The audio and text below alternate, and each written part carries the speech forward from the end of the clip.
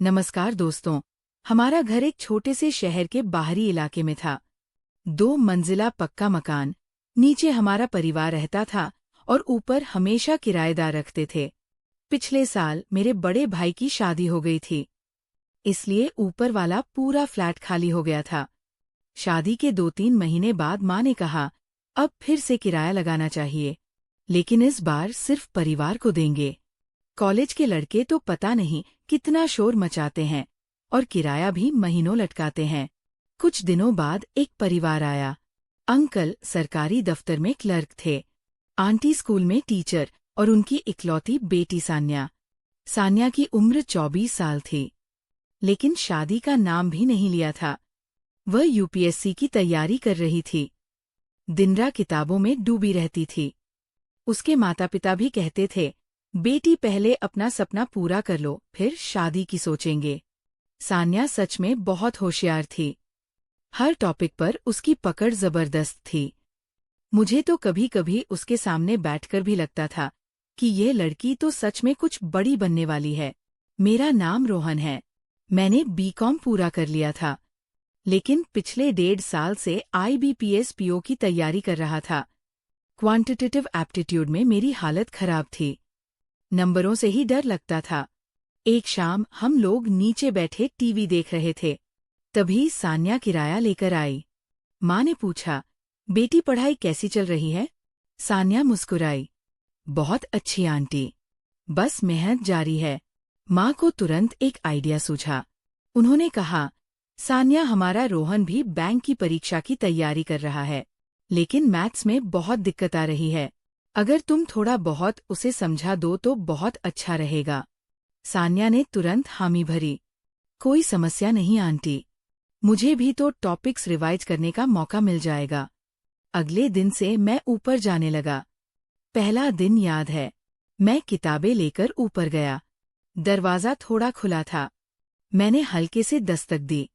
सान्या ने मुड़कर देखा और मुस्कुराते हुए कहा, आ जाओ रोहन, मैं तुम्हारा ही इंतजार कर रही थी। उसने मुझे कुर्सी दी और पूछा, कितने समय से तैयारी कर रहे हो? मैंने बताया। उसने हंसकर कहा, ठीक है, लेकिन मेहनत तो करनी पड़ेगी। सान्या का पढ़ाने का तरीका कमाल का था। एक एक चीज को इतने आसान उदाहरणों से समझाती थी कि मेरे सारे डाउट क्लियर हो जाते। उसके माता पिता सुबह निकल जाते, शाम को लौटते। दिन भर वो अकेली रहती थी। मैं कभी सुबह, कभी दोपहर, कभी शाम को चला जाता। धीरे धीरे हमारी अच्छी दोस्ती हो गई। सान्या बहुत सुंदर थी। लंबे काले बाल, गोरा रंग, पतला कद, साड़ी या सूट में वो और भी खूबसूरत लगती थी, लेकिन वो हमेशा दुपट्टा संभाल कर रखती थी। एक दिन मुझे थोड़ी देर हो गई। दोपहर के 2 बजे मैं ऊपर पहुंचा। दरवाज़ा खुला था। मैंने अंदर झाँका तो सान्या योगा कर रही थी। ट्रैक पट और टी शर्ट पहने हुए, दुपट्टा कहीं नहीं। वो आगे की तरफ झुकी हुई थी। मैं कुछ पलों के लिए खड़ा रह गया। दिल जोरों से धड़कने लगा। मैंने खुद को संभाला और आवाज दी, सान्या दी, मैं आ गया। वो चौंक कर सीधी हुई, चेहरा लाल हो गया। तुरंत अलमारी से शॉल निकालकर कंधे पर डाल लिया। बोली, अरे तुम आ गए। मैंने समय का ध्यान ही नहीं रखा। मैंने कहा, कोई बात नहीं, लेकिन उस पल मेरे मन में कुछ अजीब सा हो रहा था। उस दिन भी हमने पढ़ाई की। दोपहर में उसने चाय और बिस्किट रखे। 4 बजे उसने कहा, मुझे स्टेशनरी की दुकान से कुछ चीजें लानी है, लेकिन बहुत आलस आ रहा है। मैंने कहा, चलो मैं स्कूटर पर ले चलता हूँ। वह थोड़ा सोची, फिर बोली, ठीक है। शाम 5 बजे मैं स्कूटर लेकर नीचे खड़ा हो गया। सान्या नीचे आई। नीला सूट पहना था, दुपट्टा ठीक से लपेटा हुआ। स्कूटर पर बैठते वक्त उसने कहा, दुपट्टा संभाल लूंगी। रास्ते में गड्ढे थे। स्कूटर पुराना था। हर झटके पर वह मेरे कंधे पर हाथ रख लेती। वापसी में वह थोड़ी ज्यादा पास आ गई थी। उसके शरीर का हल्का स्पर्श मेरी पीठ को छू रहा था। मन में तूफान उठने लगा था। घर पहुंचकर उसने थैंक यू कहा और ऊपर चली गई। मैं रात भर सो नहीं पाया। बार बार वही पल याद आ रहा था। मैं खुद से कह रहा था, रोहन, ये क्या सोच रहे हो? वो तुम्हारी दीदी जैसी है। अगले दिन मैंने 10 बजे पहुंचकर देखा। वो कुर्सी पर बैठी थी, दुपट्टा कंधे पर। पढ़ाई शुरू हुई। थोड़ी देर बाद उसने कहा, आज डाटा इंटरप्रिटेशन का बार ग्राफ समझाओ ना। मैंने कहा, ठीक है। मैं उसके पास पलंग पर बैठ गया। उसने ग्राफ बनाने की कोशिश की, लेकिन गलतियां हो रही थी। मैंने उसके हाथ में पेंसिल पकड़ाई और कहा, इस तरह। जैसे ही मैंने उसके हाथ को गाइड किया, मेरी कोहनी उसके कंधे से टकराई। मैंने कोशिश की कि ध्यान ना जाए, लेकिन शरीर पर काबू नहीं था। पेंसिल की नोक टूट गई। मैंने कहा, रुको, नई ले आता हूँ। किचन में पानी पीने गया, लेकिन दिल की धड़कन रुकने का नाम नहीं ले रही थी। वापस आया तो उसने नई पेंसिल तैयार कर ली थी। फिर वहीं हाथ पकड़कर ग्राफ। इस बार मेरी उंगलियां उसकी उंगलियों में फंस गई। उसकी सांसें तेज हो गई। मैंने धीरे से उसकी तरफ देखा। उसकी आंखें बंद थी। मैंने अनजाने में उसके हाथ को हल्का दबाया। वो धीरे से बोली, रोहन प्लीज। लेकिन उसकी आवाज में कोई विरोध नहीं था। अगले पल हम दोनों एक दूसरे के करीब आ गए। मैंने उसे हल्के से गले लगा लिया, उसके माथे को चूम लिया।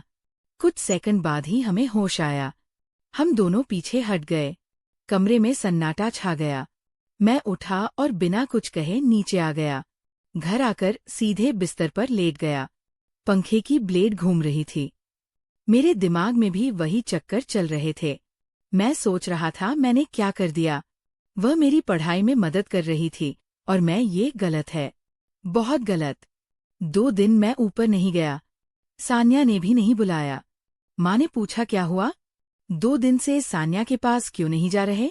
मैंने कोई बहाना बना दिया। तीसरे दिन सुबह मैं छत पर पानी दे रहा था। ऊपर वाली छत पर सान्या खड़ी थी। हमारी नजरें मिली। वो तुरंत अंदर चली गई। माँ ने ऊपर देखा और आवाज दी, सान्या बेटी, क्या बात है? पढ़ाई बंद क्यों? सान्या ने झिझकते हुए कहा, नहीं आंटी, बस थोड़ा व्यस्त हूँ। माँ ने मुझे देखा। मैंने कहा, मैं अभी जाता हूँ। मेरी किताबें ऊपर ही रह गई थी। मैं ऊपर गया। सान्या पढ़ रही थी। मैं चुपचाप बैठ गया। कुछ देर बाद मैंने कहा, सान्या, उस दिन के लिए सॉरी। वो मुस्कुराई, लेकिन आंखें नीची थी। बोली, कोई बात नहीं रोहन, जो हुआ वो गलती थी। अब भूल जाओ। सिर्फ पढ़ाई पर ध्यान दो। उसकी बात सुनकर मुझे थोड़ा हल्का लगा, लेकिन मन में अपराध बोध बना रहा। फिर भी हमने पढ़ाई जारी रखी। अब हम दोनों बहुत सावधान रहते थे, दूरी बनाए रखते थे, लेकिन दिल में एक अजीब सी खिंचाव बनी रही।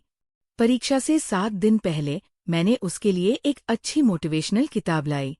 उसे देते हुए मैंने कहा, सान्या, मैं तुम्हें बहुत पसंद करता हूँ।